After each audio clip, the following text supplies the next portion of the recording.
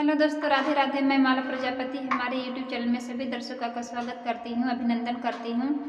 आज मैं एक बहुत ही प्यारा भजन गीत लेकर आई हूँ। अगर आप सभी को अच्छा लगे तो प्लीज़ लाइक करना, कमेंट करना और मेरे चैनल को सब्सक्राइब करना। देशवा के लिहलुआ अपनाय मोहनी माया बन के, देशवा के लिहलुआ अपनाय मोहनी माया बन के,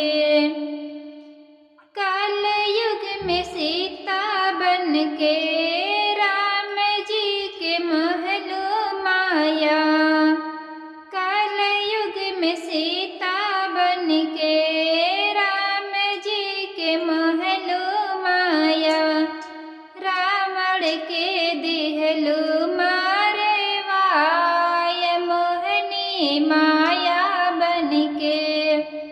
रावण के दिहलु मारे वाय मोहनी माया बन के, देशवा के लिहलु अपनाय मोहनी माया बन के, देशवा के लिहलु अपनाय मोहनी माया बन के, काल युग में राधा बन के कृष्ण जी के महल माया, काल युग में राधा बन के कृष्ण जी के महल माया,